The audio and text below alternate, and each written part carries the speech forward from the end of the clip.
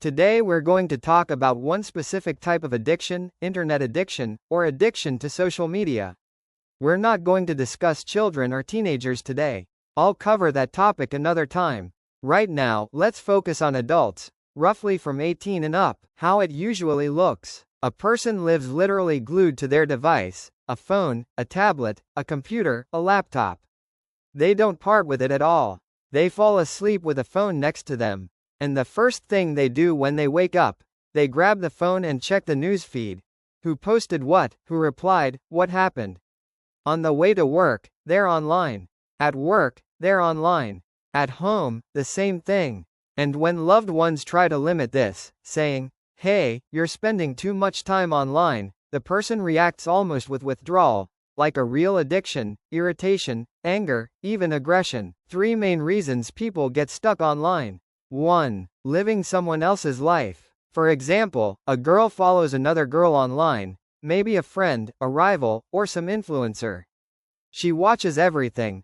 What she wears, what she eats, where she goes, who she meets, what she posts.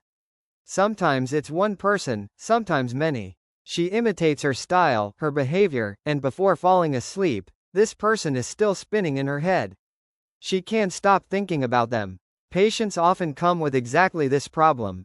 2. Endless arguments, comments, and online fights. Another type is when a person is constantly involved in discussions, arguments, comment wars, forums. They wake up and immediately check. What did they reply? What did they write? Did anyone accuse me? They feel the need to defend themselves, to prove they're right, to show they're smart. These virtual people live in their head.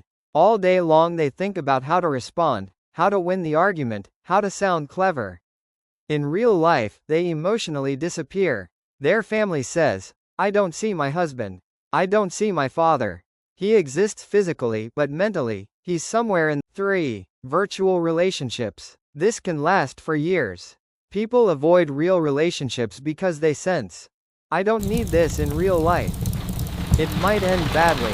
It might be disappointing, but online, everything is safer."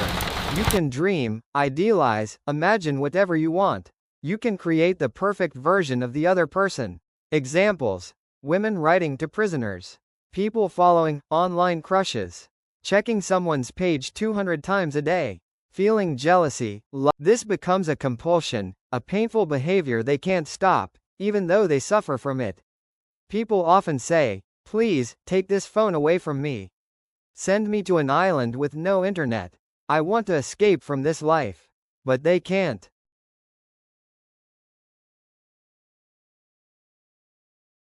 Extreme forms. The internet gives access to anything: BDSM, pornography, forbidden fantasies, even perversions, things a person would never try in real life. And that's the point, they don't want this in real life, but a part of them needs to see, to experience, to fantasize. The internet becomes a safe place to live out what is impossible or forbidden in reality. Why it happens? There are usually 2 big reasons. 1. Fear. I'm too scared to build a real life. It seems too hard. I feel unworthy. I don't believe I can do it. So the person escapes into a virtual world. 2. A conscious choice. I don't want this in reality. I don't want a real relationship with this person. For example, a woman writing to a prisoner, someone exploring unusual fantasies, someone watching things online they'd never do in life. The internet becomes a safe, what we do in psychotherapy. Work with internet addiction is very similar to work with alcohol addiction, drug addiction. Even 12-step programs can help. But in therapy we go deeper. What need is being fulfilled here? What is happening in real life? What is the person afraid of? What real desires are being suppressed?